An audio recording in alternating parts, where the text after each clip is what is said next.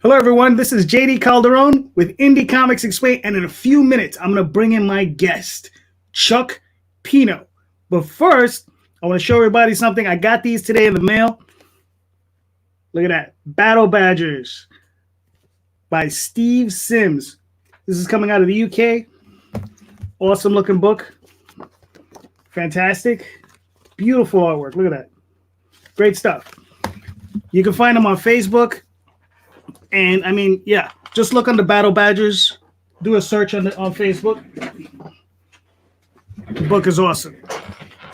And just to let everybody know, we'll get this done early. If you like these interviews, hit like, hit subscribe, share them to your friends, share them to your neighbors, share them to your comic buddies, because those are the people that are going to want to listen to this. And I'm going to bring in my new friend. What's going Chuck on? Pineau. What's up, Chuck? I'm doing good, man. I'm literally just sharing this out to the world. Cool. That sounds awesome. I'll be doing that in a minute too. Now, so let's get on with this. To the world. Cool. All right. So Chuck, let me ask you the question everybody wants to know. What do you do? Why do you do it? And why are you here? I don't know that everybody wants to know that, but I'll answer it anyways because I like you. I'm Chuck Pineau. I like to put it right here on the banner so everyone can see. I'm a freelance writer and editor. I mostly do comics, but I've started dabbling in some other stuff.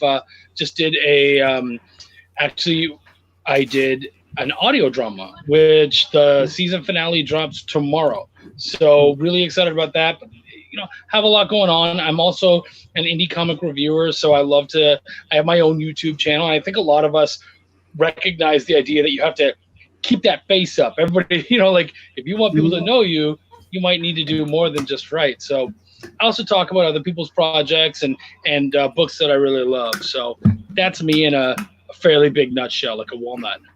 All right, cool. Now, let's talk. Let's take it back a little bit. This is something I like to go into with everybody. So Chuck, what got you into comics, or what got you into writing? Because you're a writer specifically. So what got you into writing? Like what was that genesis? What was that thing you first saw? You said, "Oh yeah, this is it. This is the thing I'm going to be doing." You know what, man? It's so funny. The genesis for comics and the genesis for writing are so different. The genesis for writing, it's so early for writing. Mm-hmm. I've always loved stories, so it almost feels like. And I mean, not to put a weird point on it, but it almost feels like I was born with a pen in my hand. You know what I mean? Like, I've just always loved telling stories and being a part of them. And writing stories was really the way to do that the most for me. So even I would, watch stuff with my parents, and I would love to retell the jokes or find new ways to tell the jokes. Fold those jokes into new stories because they watch a lot of like sitcoms and stuff. But then I would read things like Calvin and Hobbes and Garfield and all that kind of stuff. And so I remember being like 8 and creating Randy the Rat, which I never did anything with, but I had a lot of fun, and I had some fun jokes with that and stuff like that.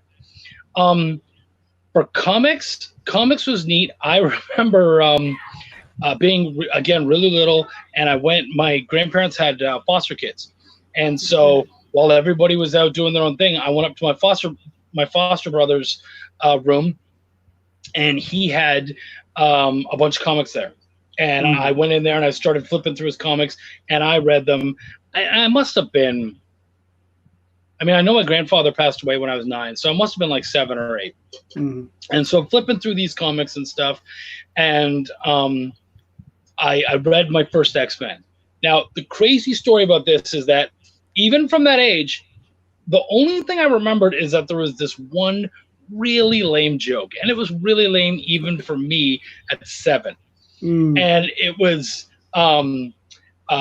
Professor X, I think, brought out a pie, and I think they were giving it to Jean Grey or something, and then Iceman comes up and he throws some ice on there, and he's like, "Oh, it's pie a la mode," and I was like, man, that's lame.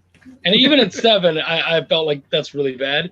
Right. And then later on in life, like I was into my 20s, I was like, I'm going to go all the way back. I'm going to read all the X-Men because I'm a massive X-Men fan. That's one of the reasons why Scott Weldon and I get along so well, is we're a huge X-Men fan. So I went back and I reread them, and sure enough, X-Men 1.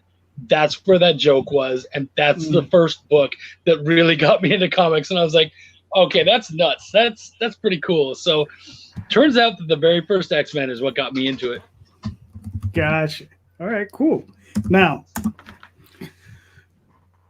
you obviously have gravitated towards indie comics as opposed, because we make these weird choices in life, right? Like, if you wanted to become somebody who worked at Marvel, DC, you probably be there by now if you really, really wanted it. Even if you had to choke out an editor, yeah, right. Do a hit, whatever it took, you'd have gotten there. You understand? You'd have made it, right? But what brought you into indie comics? Like, what were the books that you saw that you were like, yeah, this looks like something I would want to do? It's funny. My trip into indie comics is very backwards. First off, I always enjoyed Marvel. I was pretty much a Marvel guy, but I also enjoyed some Image and here and there, and they were always sort of in my life, whether it was a lot or a little. Excuse me. It is what it is. But I always kind of enjoyed that. I didn't take writing seriously to actually try to turn it into a job until about, honestly, 2015. And that was when a guy shows up at my house. I had just moved, and he's my cable guy. And he sees all the art on my wall. He's installing my cable, and he says, hey, man, you got all this great comic art on your wall. I got like Greg Horn stuff and all this stuff. And he says, are you into comics? I said, yeah, I am. So he starts pitching me his indie comic. And I was like, that's a really neat idea. I'm a writer myself. I actually had a script that I'd written a long time ago. And he said, well, do you want to come and maybe, we'll throw some ideas off each other? And I was like, all right. And I actually ended up writing his book. And so I got into the writing and the constructing of indie comics before I actually got into enjoying the scene. And so sadly, that book just never came together. Like, we did end up making it and kickstarting it, but it just sadly never came out. They went bankrupt, and there was a lot of stuff going on there, and I was literally ready to give up. And my good buddy comes to me and he says, Chuck, you can't do that. You're talented. I really love what you do. You got to make it happen. So he sent me that first comic that I had written, the script that I had written. I'd sent it to him to see if he would draw it. And he drew a couple panels, and then that was it. Right. And so he comes to me and he says, oh man, go over the script, do something with it. And that was Welcome to the Void, which ended up being my first published book as a writer. And so in that time, though, with that, having a failed Kickstarter and having all this stuff going on, I realized I really need to create a name for myself. You can't just jump into Kickstarter, and so many people do this where they're like, I'm on Kickstarter. Kickstarters make like $30,000. Okay, so I'll be nice. I'll ask for 10. They're like, nah, man, you ain't making 1,000. Like, good luck. And so I realized friends and family, I love my friends and family, but they can only do so much. So instead, I got into that world. I met up with a buddy of mine, Rob Anderson, and he was fantastic dude. He let me, he actually ended up at some point, he was like, hey, I'm looking for an editor, but I don't have any money for the project. It would be for exposure. And I was like, this is perfect. That's exactly what I need. I don't mind. Editing doesn't take an awful lot of your time anyways. And I really do have a way with story. Like, I really do. That's something that I always sort of gravitate to. And I love helping other people with their stories and stuff. So I was like, okay, yes, I'll edit for you. I edited that. And before that book was even done, he had another book he wanted me to work on. And he said, hey man, it's already done, but I need to, he's dyslexic and dysphoric. Okay. So he said, I need a proofer. Can you proof it for me? And I'm like, yeah, okay. And he goes, no, you're getting paid now. You're good. I was like, oh, okay, cool. So not only did he pay for me for that, not only did he then go back and pay me for the first one, because it ended up doing well, and he was so happy with what I did. But I've worked on pretty much everything he's done since. And so now I'm primarily known as an editor, and that's mostly what I do. Like my editing projects to writing massively dwarf. So let me know. I mean, because I don't, the thing is, I live in my own bubble, right? So, just like most comic creators, we're in a little bubble. We don't know exactly who. So who are these comic creators that you work with? Give me a list. You know what? Drop names. I'm going to drop some. Well, first off, our boy, Scott, he brought me in to do, and you know what? To his credit, he's one of the few guys I know who takes his craft so seriously that I wouldn't say it's that he doesn't need an editor, and I'm sorry, homie, I love you, but we can all use a little bit of that. But he does it so well that I feel like somebody else kind of stepping in there, I think they'd kind of step on his groove. Like he just would kind of rankle a little bit, and I don't think he'd do near as well. But I was lucky in his most recent Harlan Buck. I guess we're good enough buddies, and I got his attention enough that he let me proof, which was huge to me because I have been a fan. I own all of the books. I have them all. So that was pretty great. I did that. Obviously, Rob Anderson, I've done a bunch of work for. Martha Schwartz, who does Seed Seekers, I did stuff for her. Shane, oh my goodness, there's so many names going on right now. Shane Morrison, I did his Beast King, and he also has another book coming out that I did work on. Connor Bartel, I've done work with. Wow, my brain's exploding, but there's just tons of amazing people. Jonathan Hedrick, who did Freak Show Princess, I just did his most recent book. Lots of stuff. Cool. All right, hold on. So I mean, now being an editor, you obviously know there's certain challenges that you're going to confront every single time when you come up against either a new writer, right, or even just a new story.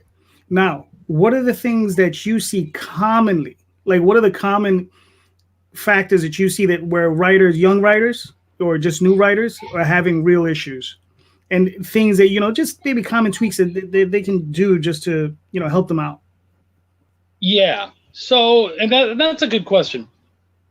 Show don't tell is huge.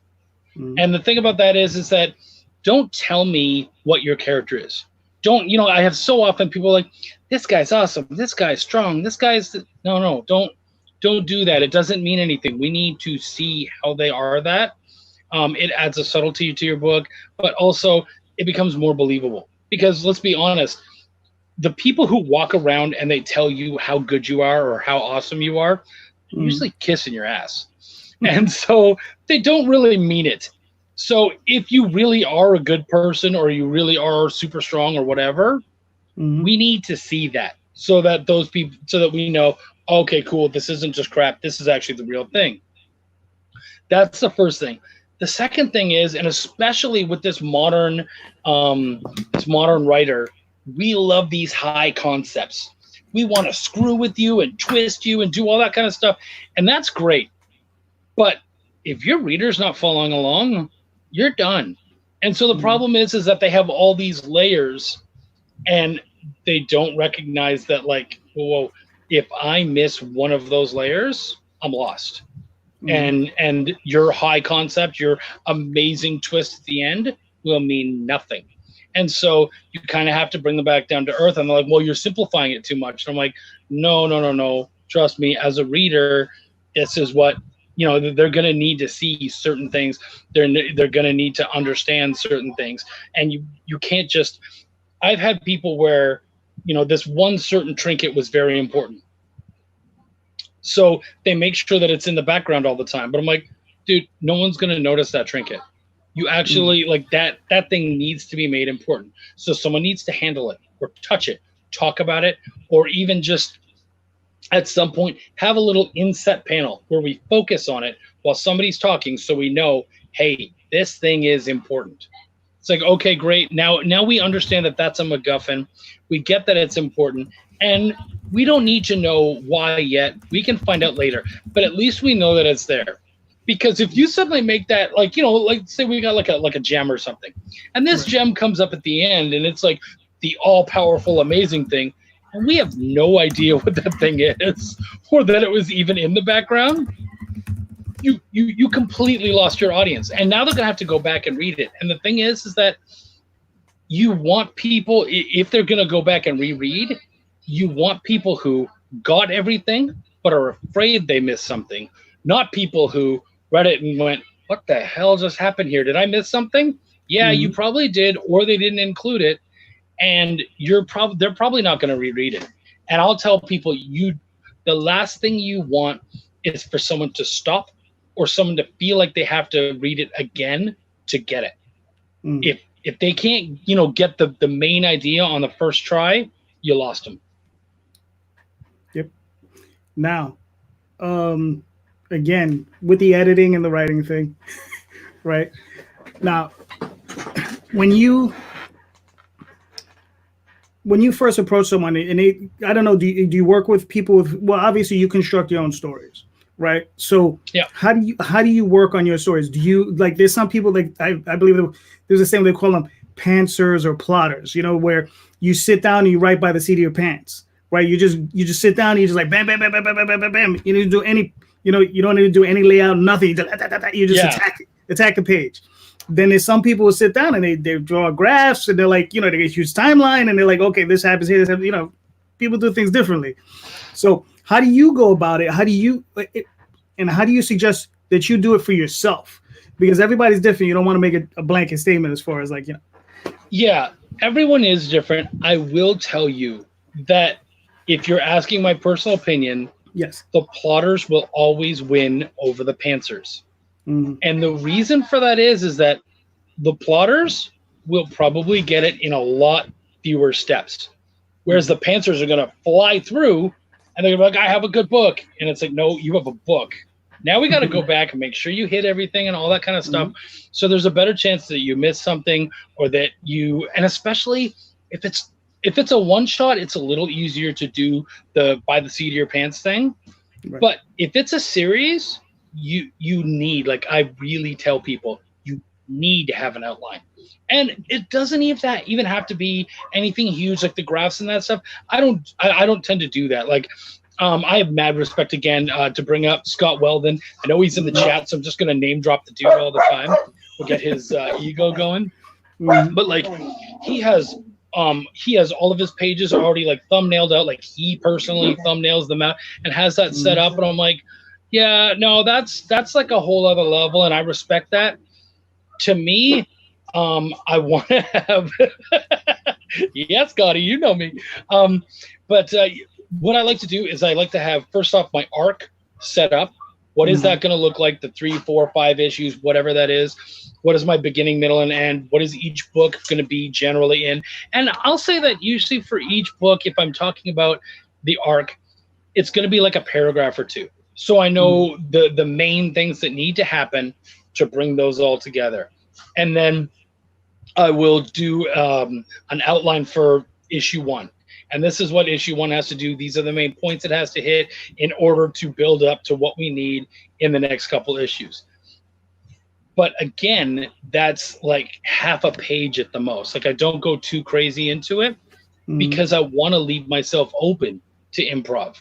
And I think if you have that, there's a lot of us out there who are very witty, and that's why we do by the seat of the pants. So I feel like if you do just enough planning, that you have a very good idea of where you start, where you end, and some of the beats in the middle, then you can play around, you can add new things.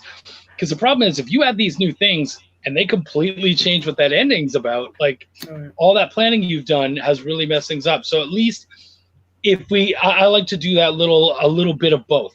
And I find that works the most for me, because it means that I can do the least amount of steps. And really, for me, if I can do the least amount of rewrites as possible, I'm a happy camper. Gotcha. Now we got a question from the chat. So Ted Davis is asking, what's your favorite genre?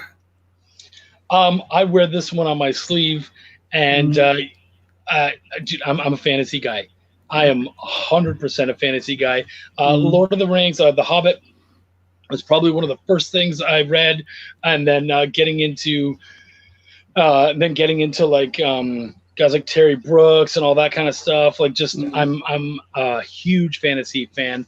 I haven't read as much as I would like to think, but what I have read, I love, and what I've written, I always feel like, even if I'm writing, which I haven't done much of, but even if I was writing, say, like superheroes, there would still be that feeling of fantasy in there. Like, there would, like, in everything I've done, there's some of that fantasy in there, because that's just, I love that that stuff.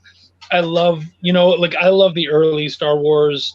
Not to talk anything against the other stuff, but I feel like the early Star Wars really got that feeling of mysticism down, and that kind of was lost later on through the series. And so, to me, I really saw the fantasy in Star Wars. And so, and I realized at a young age, oh, cool, you can put fantasy in anything. Like, you can have fantasy and horror, you can have fantasy comedy, you can do any of that. So that's my stuff there. Gotcha. Okay. So, yeah. So, in comics, when you're working with, we'll go a different direction. All right. Now, when you're working with an artist, okay, because you're a writer, you got to work with artists. Yep. You understand? Like, how do you break down a story for them? Do you start page 1, panel 1? Are you a little bit more free flowing? Do you just write a scene and just say, listen, you interpret the scene, and then I'll come back and write, whatever around it? Will you give them a scene and dive? Like, what's your process? What do you do? I'm anal. And the main reason is that, especially early on, we don't know a lot of the artists that we work with. We don't know their strengths. So I think it's really important for you, as the creator, the one who's behind it all, to put your fingerprint on it as much as possible. And then, as you feel out your artist and you know them better, you can be like, hey, this is what you do. Go have fun. So, I'm going to take Greg Warrencheck, who I worked with. I worked with not only as an editor and seeing his work come together, but also as a writer. And when I ended up working on Belial, by that point, I already had a good idea. And so when I do my breakdowns, it's still like, it's page 1, 5 panels, panel 1, panel 2. And that's because for us to pace, I feel like you as the creator, you need to be in charge of the pacing. You need to understand that. I have no problem with them maybe saying, hey, we don't need so many panels in this page, or can we do less? That's fine. But it needs to end the way it ends, because that page flip is so important.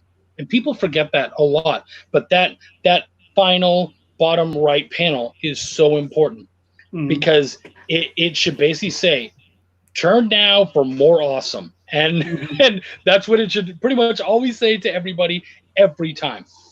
And so I need to make sure that I pace to that, and that happens. So I take the control in that. But there's other things, like I said, with Belial, it's a hell book.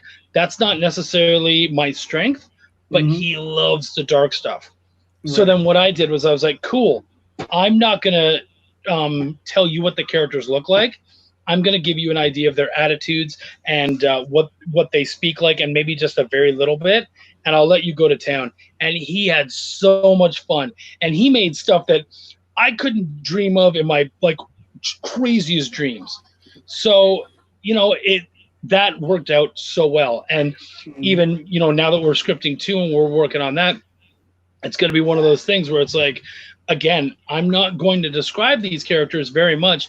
I know that my partner, Sean, he has a very descriptive mind. And so some of the bigger new characters that we're introducing, he has a good idea of what he wants them to look like. And he's a horror nut too. So I'm like, great. You guys have fun with that. Tell me what they look like, just so I have an idea of what I'm writing to. But other than that, guys, have fun. And they do, and they make it look beautiful, and they make me look way smarter than I am. It's always a plus. All right, so we got another right. We got another question from Alan Ellsworth. How do you choose an artist to work with, and what do you look for? Okay, so first off, Alan is a really great colorist. He did some work for us on Belial, which we sadly ended up not using the color for, and it had nothing to do with him. It just the black and white kind of worked, and it worked with, we were already doing black and white for the main book. So that's just how it came out.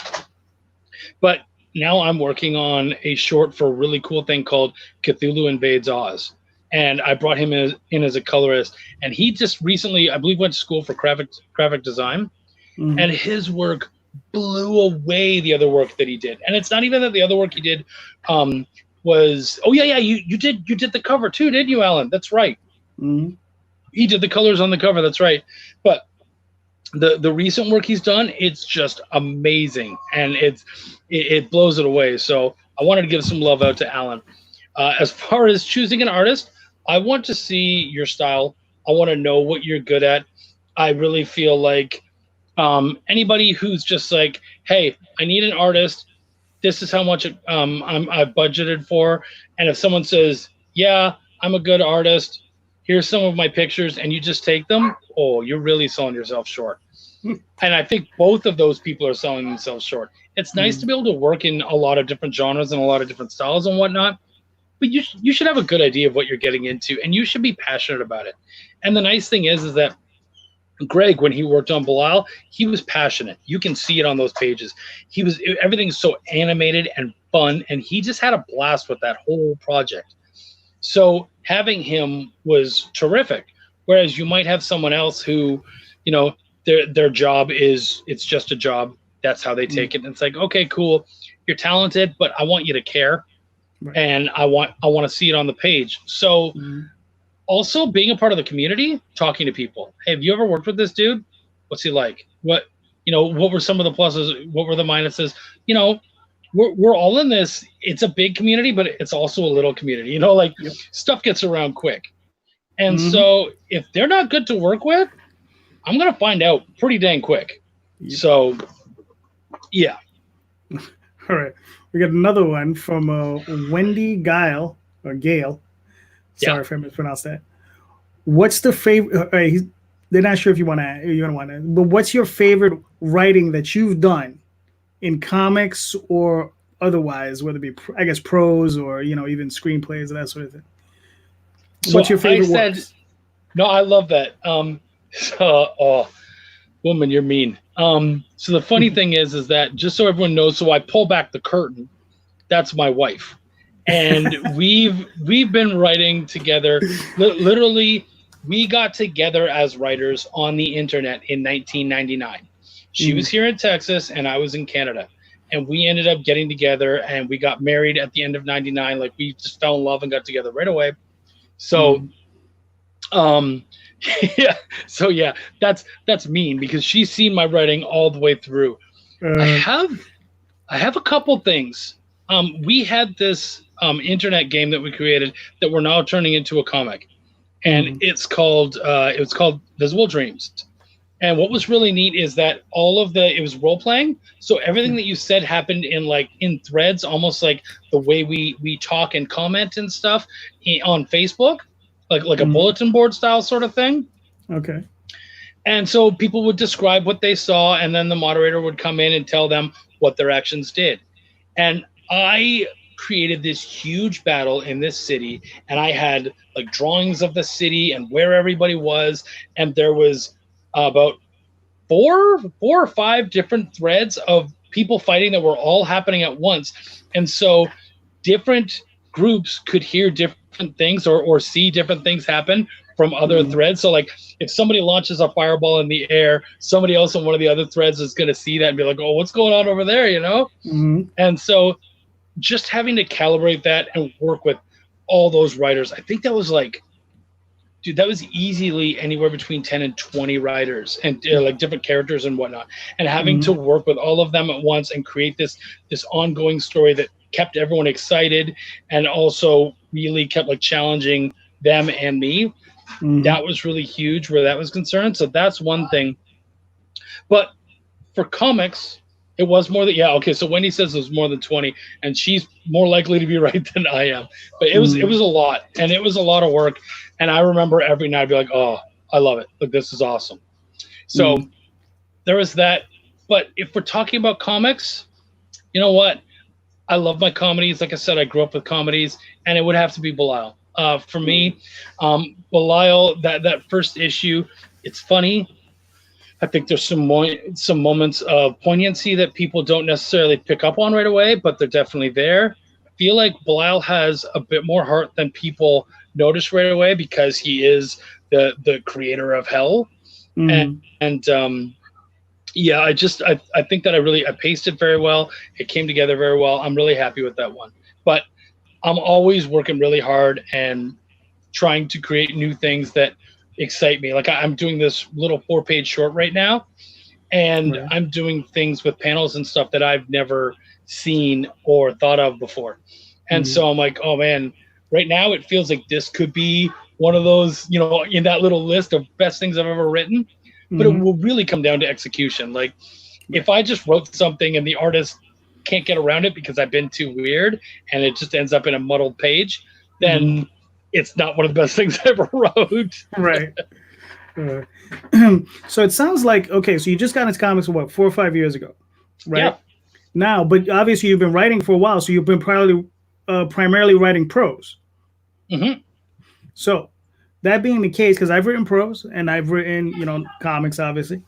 What would you consider the significant differences between the two, you know, I guess ways of writing, you know, because it's completely different from It's prose. so different. Exactly, because you know you can do things. There are things that overlap, but there are things that are significantly different. So I mean, so what? How do you feel about that? Okay, well, I mean, first off, let's like you and me. I think we're gonna both understand this. But for those in the audience, if you write a comic the same way you write prose, stop. You've already done it wrong, and I know that you know that. But no, the big things. I actually find the amazing thing about comics over prose is the collaborative effort. I think as soon as you understand that as the writer, you're not the sole storyteller, the sooner you get that and the sooner you're open to what everyone else has to add to it, the better. You guys are going to create something way better. Also because it means that you're telling your team, I trust you guys, I love you guys, and I think that we're all going to make something really good together. So I feel like there's a lot less, well, I feel like there should be, if you're doing it right, there should be a lot less ego in comics because it's not about me, it's about us, and it's about making the best thing that we can make together, you know, and that includes your editor, that includes everybody else involved. That's so important. Right. So shout out to my boy Sean there. he just hopped in and said hi. But yeah, so but with prose, that's mostly on your back. You know, like you'll have an editor come in, but again, they're going to challenge you. They're going to you know, try to talk to some of the weaknesses they see and some of the strengths they would like you to lean on more and that kind of stuff. But as far as actually just the creation of it and everything else, again, it's more about us rather than I in comics. All right, now let's dig a little bit into that. Now, the thing with I in comics, I mean, for myself, I know the way I work as a writer in comics is I write my stories and I hand them to my artists. I don't ask. It's like, okay, I'm very selfish in this regard. No, that's they know, okay. Yeah, they know this. One of my artists is my wife. She knows this, right? And she's like, and she's fine with it. And then the other artist I work with, Jay Gonzalez, who's the main artist on the Oswald Chronicles, she's also fine with this. Okay. Now, since, you know, like you just said, there is a give and take though. With both of my artists, I leave a lot of things that are open. Like I'll give one artist, I'll be like, look, here's character XYZ. I remember one person I work with in particular very early on. I've written a character. He was the main character. I handed it off to him. He comes back to me. The character's African American. And I was just like, oh, okay. You know what I mean? So you get that little special surprise. You're like, oh, okay, that works. And you know, and you move on. So now are you a totalitarian? Like when it comes down to your scripts, are you a totalitarian? Are you just like, this is mine? You can do your thing. So I mean, how do you work, Chuck? You know what? Since Sean is here, I'm going to do this and I'm going to be like, I'm peeling back the layers. All right. This is like the brutal honesty. You're hearing this story first, but like we're working on Belial too. Okay. And I had an idea for it. Like, we have an arc. We're looking at 4 issues, and the one that was always the weakest in my head was 2. And I felt like I had a good outline for it. And the more I tried to write it, the more I tried to get into it, the more I hated it. And being as happy as I am with the first one made it all the more difficult to do the second. And so it's been pushed back very much, mostly because of me. There was other things in our lives that made it difficult, but most of it got pushed back because of me. And Sean has been very patient, probably more so than I deserve, to be completely honest. But I came to him the other day, and I think he just asked me a very innocuous question or something came up, and I went, dude, you and we got to talk. Like, I'm spinning my wheels. We need to go over this together, and really, because he is the co-creator. Right. So as much as I'm the writer, he's still there to help me with the building blocks and stuff. And I realized that when I was spinning my wheels, that was all ego. That was me being the totalitarian. And first off, his name is on there as co-creator too. So I had no right to do that. Right. But also, just there was no reason for it. I have a partner. I have someone to work off of. Why am I doing that crap? And so I think every once in a while, you just got to check yourself. And you have to be like, no. And so in that particular situation, what's up, Kyron? In that particular situation, I was like, no, I have to be open to this, and I really have to make this happen. And I really got to take this seriously because I love this series. I love my guys. I love our team. And so, and I want this to be the best thing we could possibly make right now. With my own personal projects, I might be a little bit more of a totalitarian, especially as I get more experience. Right. But I still always try to be very open to what other people have said. So, like, if a character suddenly was black, I'd be like, cool. I didn't see that. That's fantastic. I love those things. And I had my background is very much improv. I was a part of an improv troupe for many years in my formative years. Cool. And so I tend to be one of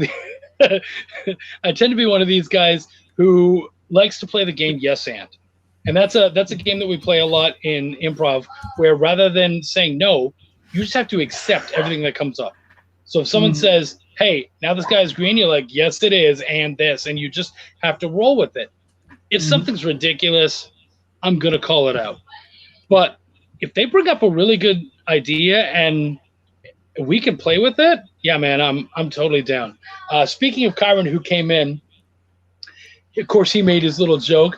Chuck's like working with Hitler, but, I don't even have the option of being Hitler with Kyron, because we're doing that thing I was talking about, the Cthulhu versus or invades Oz, and I wrote that script, and I feel really, actually that's another script where I feel really happy with that. I think it came out really tight, and the more I see out of it, his pencils have laid down, and I went over the script today, and actually, speaking to what we're talking about right now, there was this portion early on in the first page of the first half of the story where he had kind of added something to the characters that I didn't have plotted out. And I looked at that and I was like, oh, cool. You know what? That's some room for some extra dialogue. I get to have a little bit of fun with that.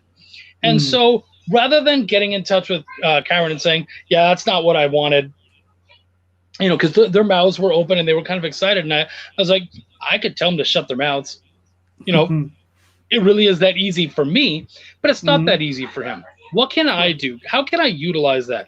And so I was open to it. I was just like, great, I'm going to throw some more dialogue in there. There's room there to throw an extra bubble in there. And it will add just a little more depth to that particular panel. So, yeah, man, you just got to be open to it. And dropping that ego as quickly as you can is, like, I think in comics, the number one thing you can do for yourself and for your team. Yes, I agree with that. Now, when you work with, now you hire a letterer to do your lettering, right? I will not letter. Absolutely. Okay. So, all right. So, I mean, when you're going over your scripts and you get that final lettering done, right? And you're going through, do you have that impulse, or like, I have this thing. I'm a constant tweaker. You know, because I letter my books, and I get them, and it doesn't matter how old the book is. The book could be 15 years old. I'll be like, oh, I can fix that. You know. So I mean, do you ever have that impulse? And how do you pull away from that impulse? It's easier for me to pull away from that impulse because I really like being liked. And if I kept tweaking it, I would not be liked. And I'm sure you said you letter yourself. Yeah. But I mean, can you imagine all the tweaks that you do on your books? Asking somebody else to do that crap? No. Dude, they would ask for more money. Like, you got to know that they're gonna tack they're gonna tack extra bucks on or whatever, and I'm too poor for that. So gotcha. That's why, like, what the script I was talking about with Kyron, he had this perfect moment. I could add it, I could tweak it there, and so I tend to do my tweaks in between as we come to things like, you know, I see all the line work. Great, maybe I can do some tweaking. Oh, did Alan, who's doing the colors for it, did he add something that I think, you know, oh, there's this beautiful sunset. Should someone say something about that sunset? Great. You know, maybe I can throw something in there and really have them bask in the beauty of it or whatever. Like, so I try to do all of that before it finally gets to the letter. So a guy like Scott, who did Belial, can just be like, okay, good. The job's done. Great. Right. I went over it. It looks good. The bubbles are where they're supposed to be. The tails look fine. I actually, in order to become a better editor, I took a lettering course. And it's so that I know what lettering should look like. I have a better idea of, I don't want to do it. There's no part of me that wants to learn any, like to actually do the job. But at least as a creator, I think it's really important that we know it because, you know, you look like you've been doing this for a while, I assume? Yeah, since 91. Okay, dude. So lettering is a joke for you. Like, you know your stuff. But there's so many of these new guys who come in and they letter their own stuff, and you're like, I'm going to be nice and say that that's shit. And that was me being nice. I could have said a lot worse. So, you know, and you have to tell them, like, dude, is his elbow talking? Why is that tail right here? You know, like stuff like that. Like, no, there's a lot to this. And so, you know, that is something that I take very seriously. Gotcha. And actually, let me correct that because I didn't start. I've been publishing since 91.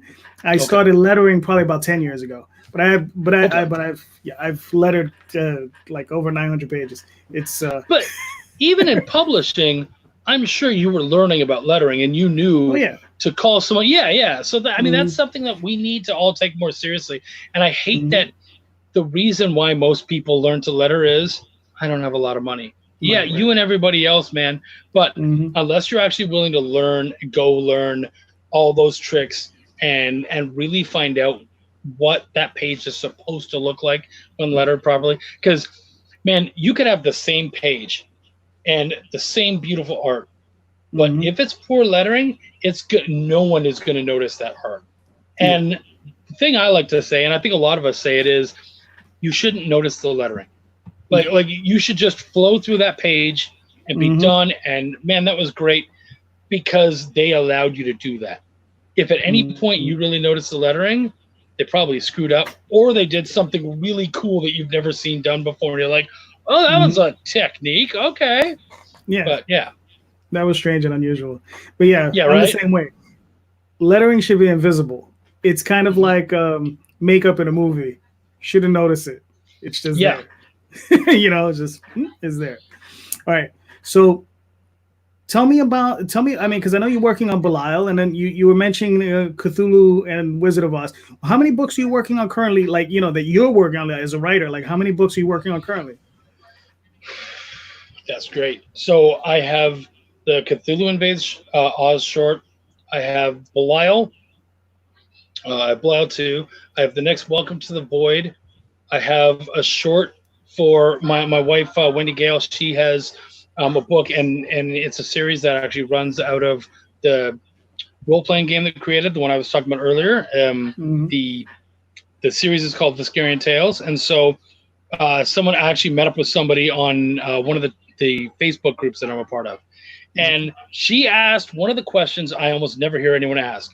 And she was like, as an artist, I'm having a really hard time breaking in and getting published. And I'm like, really? Because I'll tell you, writers are out there freaking out trying to find, yes, Ruby from the Planet Oz. That's another great book, Karen, that I edited and worked on. But I was like, really? Like, we're always looking for an artist. So she said, well, how can I get published? And I said, well, you know what? Exposure sucks. But doing a little 4-pager for exposure, that's not bad. And that gets you published. It gets something out there. It's not hopefully like an awful lot of crazy work. And she was like, that's really cool. And so I said, look, let me see your art. So she showed it to me, and it's a really cool style. She'd drawn a bunch of like unicorns and stuff. I'm like, great, fantasy. That's my girl. That's terrific. It was a little more animated in style. And I was like, you know what? Okay, so fantasy is my stuff. That's not a challenge for me. I know I can write a good fantasy story, but how am I going to challenge myself? How am I going to make this exciting? So I went, okay, Chuck's the guy who drops the F-bomb and swears all the time. Why don't I do a kid's story? And let's see if I can do that. And so I wrote a 4-page kid story, that was the one where I said I'm playing with lots of weird little panel things and all that kind of stuff that I'm very excited about. And if it works, I think it's going to be really cool. And if it doesn't work, I tried something really cool. Right. So that's something else I'm doing on. And plus, me and my boy, Eric Cockrell, we have, who I've also edited for, we have a audio drama, and it's called Essence House. And that's really cool because that lets me play with the prose stuff, but it's also different because it's almost like, it's a lot like TV writing, right. You know, where we have episodes and we write bits and pieces here. And the idea is eventually to turn it into a novel. So we're just finishing our first season. There are 10 episodes a season. And by the time we're done our second season, we're going to give it a hard ending. And that's going to be our novel. And we're going to leave it open to be able to come back and revisit and do more seasons. But even still, like creating an audio drama is so much cheaper than creating a comic book. I'm telling you, like per episode, tops, it's like $50 an episode. So you think like in a whole season, when the season's done, you're in at like $500-600, and you're like, I couldn't even get half a book of pencils for that. So yeah, okay. Yeah, true. So I mean, okay. So, but in comics, you're currently working on Belial, and do you have any Kickstarters running, or are they going to be coming up real soon? Or not real soon. We're working on Belial. Where can people find well, right now you can find me on Facebook. You can find me on Twitter at Chucky Pin. You can also find my the publishing wings that I work on. I have Bonfire Press, and that's what I publish my books out of. And then for Belial, we also have Belial Comic on Facebook. Okay. And then we have Essence House. You can find on Facebook as well. We also have a website for Essence House called essencehousestory.com. All right, cool. And I'll put all that stuff in the show notes. I think I'm pretty sure I put a bunch of it, but it sounds like there's more. So you got to send me that stuff so I can put it all that in. Yes, sir. I can do that. Actually, I actually think you got most of it. Okay, good. So now, a few more questions. Some of them are goofy, so we'll work on the goofy ones. I like it. I like goofy questions. Okay, so now, right, so you're doing your own independent comics. Now, if you had a choice of an artist to do a cover for you, and it doesn't matter, living, dead, whatever, we can pull them out the ether, we can get them for you. Who would you want to do your cover? Who would be that special someone? And it can't be someone you're working with currently. That's no fair. Yeah, but we're talking like this is like money is no option. You're gonna go big. Exactly. Anyone. It doesn't matter. You know what, Sean? I hope you're here because I'm gonna do this one for you. Okay. I think what I would do is for Belial, because it's a comedy and it's a hell comedy. It's really not that dark. I would want to have some fun and do a really, really crazy dark cover. And so I would love to get Bernie Wrightson to do like just an awesomely dark Belial cover and just give him like this very small scene and be like, go to town, do whatever the hell you want. We don't care. Right. Now, for the Cthulhu, what is it? Invades Oz. Who would you get for that one? Oh man, that's good. That's really good. I think I'd want to work with some of those great fantasy guys that I've been able to see. So you know what? Maybe like a Boris Viejo. Okay. Someone like that. Yeah. Boris is incredible. Yeah. Oh yeah. Right. Yeah, that guy's incredible. All right. Yeah, now, absolutely. Here's another one. Now, let's say if you were given the golden ticket, right, and you were called up, and they were like, Chuck, pick whatever book you want, whatever character you want, a Marvel or DC, or even any of these other big houses. You know, who would you pick? What book would you do? And you can do it any way you want it. Yeah. It's free reign. You got the golden ticket. You do it whatever you want. What would be who and what would you do? What team book? You know, I watched your show last week with Scott. And Scott had this beautiful story about how I wouldn't take the golden ticket. You know, I love telling my stories, and that's beautiful. And don't we all want to say that? But I ain't saying that. I got my ticket. I honestly, probably since my teens, I have had this arc in my head. It's not even an arc. It's a story in my head. And, you know, Scott said it really well. We love the X-Men, love to do the X-Men, but he would go back and he would do, you know, he would go straight back from when Claremont left. And he would do that if he had to. You know, what I would do is I would say that a lot of these big characters that I've loved, all their stories have been told. And I would have a really hard time wanting to retell their stories. So I have this pitch that I've been sitting on for my entire adult life and probably into my high school life as well. And Wolverine has a foster daughter. This is not something I'm making up.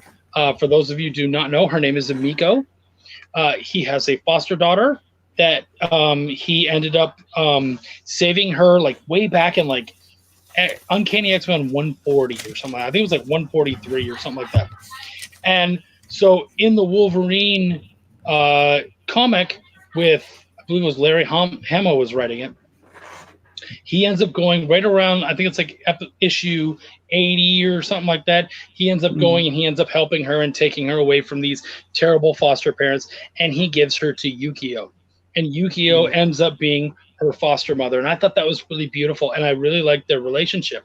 So if I had my golden ticket and I got to give my pitch, it would be to pitch that story and have like this kind of reverse Batman and Robin story, whereas Yukio is the much older and the much wiser and the much more experienced, and yet I was going to give powers or some kind of like power suit or something to Emiko, and that way the real power dynamic kind of shifts to where the kid has the real power, because at the end of the day, you can give them all the experience they want, but they can kick your ass. They don't have to listen.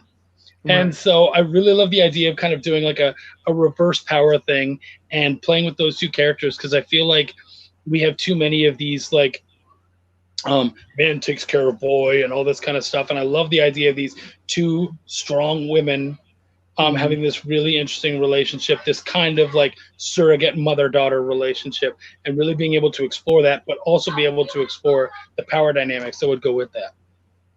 All right, cool. Sounds good. Got a few more questions. Now these are some, like I said, these are comparatives, right? So we'll see. Now, some of these you may not know. I read weird shit. Not everybody gets all these questions. You're a writer. I'm going to expect you to get most of them. Okay. You know, as far as understanding. So here it is. Robert E. Howard or Fritz Leiber? Ooh, Robert E. Howard. Okay. Yeah. Lovecraft or Poe? It's funny because I'm writing Cthulhu, right? But I'm actually gonna have to go Poe, man. Okay. The poet gets me. Sorry. Yeah, that's it. All right. So you picked Poe. Oh, and once in a while, I may ask you why. Okay. Oh, yeah. Feel free. Yeah. So Godzilla or Gamera? So of course I know of them. I've never been a huge monster guy, so Okay. I'm just gonna take Godzilla because I don't know the other one as well. All right. There's a series of movies from the 90s out of Japan, obviously, for Gamera. Those are good movies. You may want to check those out. If you see any of them, those are the ones. You, if it shows up, I'll do it. All right. Captain America or Batman? Okay. Cap all the way. And it's not even that I'm a Marvel guy. It's just, fanboys. You are what's wrong with Batman. All right? Fanboys are what. Batman can beat anything. Batman can only beat anything because apparently he can pull whatever he wants out of that belt at any time, and he's always somehow prepared for everything. He's so overpowered in everyone's mind, and it's so frustrating. You know what makes Batman really interesting? The fact that he's a detective. So I like the idea that he walks in, he gets his ass kicked, and then he goes, oh, cool, now I know what they did and how they did it. I can work out a strategy and fix this. But too often he comes in and he's already kicking butt and winning right away. And I'm like, man, that's like he's already thought ahead of everything. He already knows how to kill Superman and Green Lantern and everybody else. I'm like, that's boring. Cap, I used to not like Cap, but so many great writers, even in the last couple decades and whatnot, have taken him on and really taken him back or past just being a Boy Scout to where he really is just such an interesting dude. Yep. All right, cool. Kirby or Ditko? Well, I think my issue is that I am so tired of everyone waving the Kirby flag. I get it. He was branded as the king. I get it that in so many ways he did help create that modern look and really energize stuff and whatnot. But guys, let's check out some other stuff. I really like what Ditko did. And I think the truly tragic and sad thing about Ditko is we didn't see near enough out of him. And you know, you can talk as much crap as you want and say that we didn't see enough out of Kirby, but he was in comics for a super long time. We saw so much work from that dude. So I want to go Ditko because I believe that there was a potential there that was never reached, and I would have loved to have seen it happen. Believe it or not, I don't know if you know this. You may know this. I don't know. But Ditko was very prolific throughout his entire career. The only thing is that he became if you look at just look up Ditko later work. I think he did something called Mr. Black and White. And it's something he did all the way up until he passed. So he was actually working, but it's just very obscure stuff. You know, if you got to look for it, you know, because it's as indie as you get because he did it. And I guess he was getting royalties off of like Spider-Man and stuff. Like he had some kind of deal worked out with Doctor Strange and Spider-Man because he helped create them. And my understanding is he used to have an office in the Empire State Building. That's not cheap. Okay. No. And he maintained that office all the way up until I believe when he died. So the guy had money. Okay. So, but he did his own stuff and he did these comics. I've never read any of them. But a lot of people enjoy him. So that's the sort of thing very well interested in seeing more Ditko stuff. That's the stuff I look into. No, thank you. And that is actually something I would look into. So thank you for telling me that. And thank God for rent control, right? Because that might be the only way he kept that place. I don't know. It was his office, so I can't imagine rent control helped with that. But yeah, who knows? Right. All right, so let's see. What's another? All right, I got another good one for you. You already mentioned one of these, but the other one you mentioned too. So Lord of the Rings or Star Wars? Oh, that's mean. Why? And why? Oh, that's okay. That's really mean. I think I know where I'm going. Okay, I do know where I'm going. Mm-hmm. I'm gonna go with Star Wars.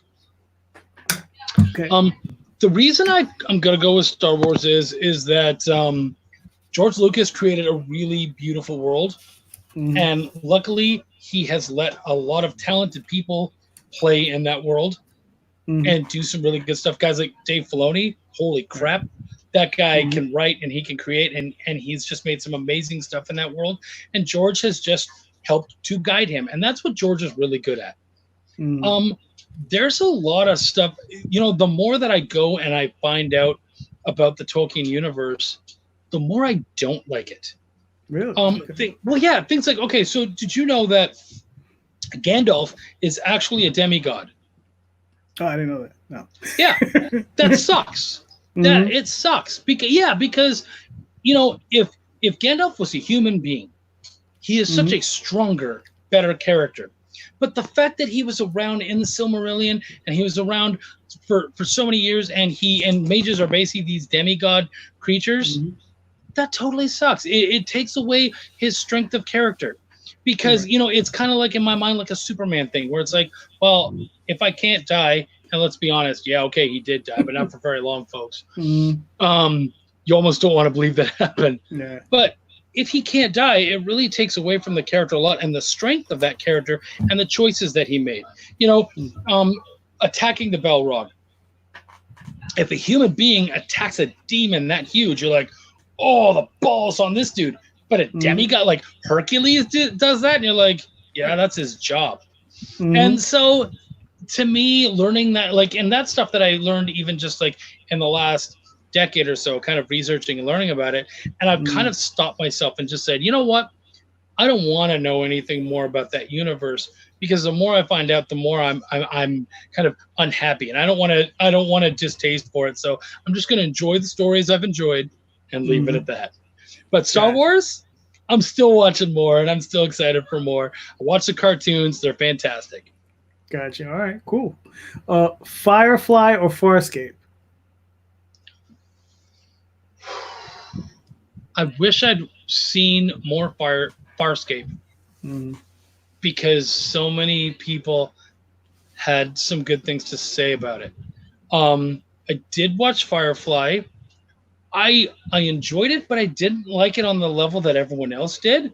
And I wondered if like, is it just that I came in a little late, or is it that my wife jumps in, Farscape? All right, honey, it's Farscape. Love you. No, but did everyone else just have this Joss Whedon boner that I just didn't have, and therefore I was willing to be like, I like it, but it's not amazing. And I did. I enjoyed it, and some of the stuff that we got to find out later on, like through the movie and whatnot, through serendipity, that was really cool, and he was doing some really cool stuff. But I'm not sure that it holds up as well as everyone seems to think it does. So I'd like to take a look at Farscape and see if maybe it is better. I'm open. Yeah. I definitely have my preference. I won't air it. No, you go ahead. I'm interested in your preference. Farscape, definitely. Yeah? Oh yeah. See, I had to assume it was Farscape because I believe, like Kyron right now, he's see, Kyron and Scott, they seem annoyed.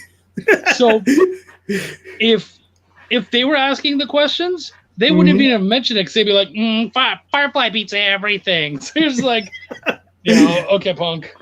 No, it's a good show. I enjoyed it. I love the movie. Yeah, I really enjoyed Serenity. Yeah, it was great. But yeah, I mean, if you watch the whole thing of Farscape, it's better. But is it fair also, because one got one season, one not great, like not fully realized season, and a movie, and the other one got what, like 5-6 seasons? 4 seasons and one movie that they ended with. Oh, really? Okay.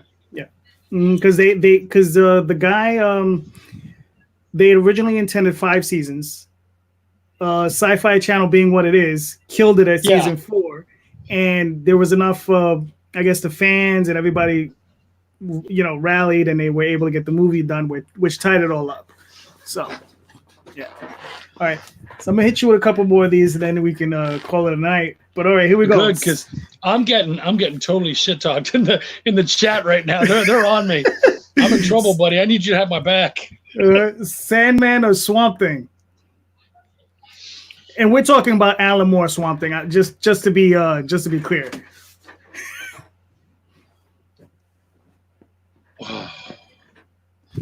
So, do you want to? The terrible thing. The terrible thing is that immediately my brain went to Sandman, the Spider-Man villain. And I was like, oh, that doesn't seem fair at all. Right. So I'm gonna say Swamp Thing. And I know a lot of my Gamenites are going to hate me, but I feel like Neil Gaiman is better at creating than he is at taking other people's properties and working on them. So as much as Sandman is good and very well done, I feel like it wasn't his best work, and he's done better. Whereas, dude, Swamp Thing holds up huge. Oh yeah, it does. It really does. Yeah. All right, we're gonna end it on this one. Pokemon or Digimon?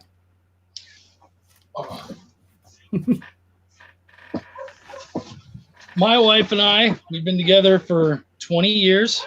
And about 20 years ago, somewhere around that, I got her this little dude.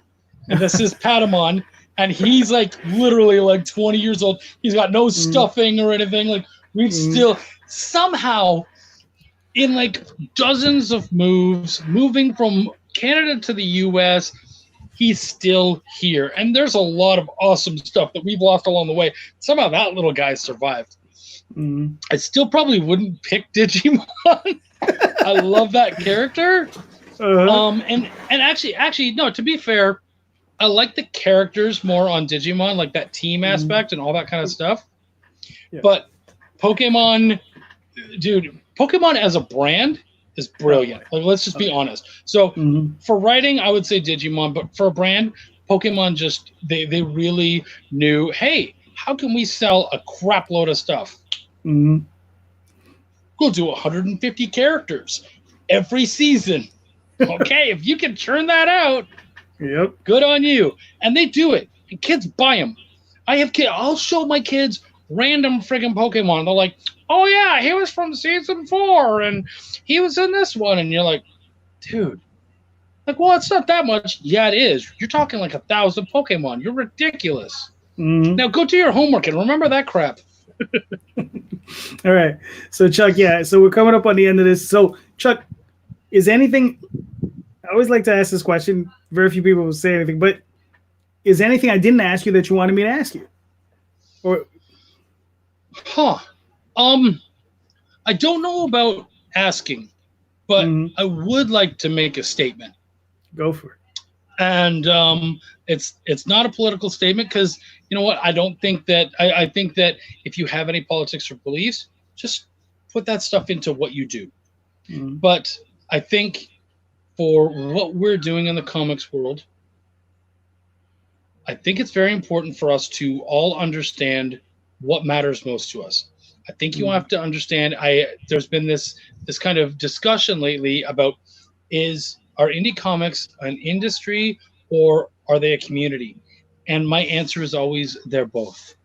I'm trying to sell stuff and I'm trying to do well, but you know what? I'm never trying to make my book better than JD's. They're two different experiences. And so if I'm trying to undercut JD, guess what? I'm the asshole here. That's not what that's about. It's about me being better than I was. It's about my book being better than it was. It's about always getting better and being better. But that also means being a good member of our community. So when I go on Chuck's Raw Reviews and I review someone's book and I give them some love and give them that shout out, that's me saying, man, I love you guys and I love what you're doing and keep it up. When JD is nice enough to have jerks like myself and Scott and everybody else on here and give us our hour, that's JD's way of saying, hey, guess what? Right now it's not about me, it's about these guys. So when you guys are out in your daily stuff and you're trying to hawk your stuff, remember it's not just about your stuff. There is a community, and that doesn't mean that you have to be there for everybody, but it does mean that if there's someone who's doing some really good work, or there's someone who you really feel like they matter and they're not being seen, show that shit off. Because I'll tell you, I will care so much more about someone who obviously cares about other people and cares about what we're all doing here than about some asshole who's doing an amazing book, but they couldn't give a crap who they walk over and whose grandma they push aside to sell. Buddy, I will not have your back, and we will not be friends, and I will not be talking about your book on anything I do. So, yeah, man, let's just like share the love.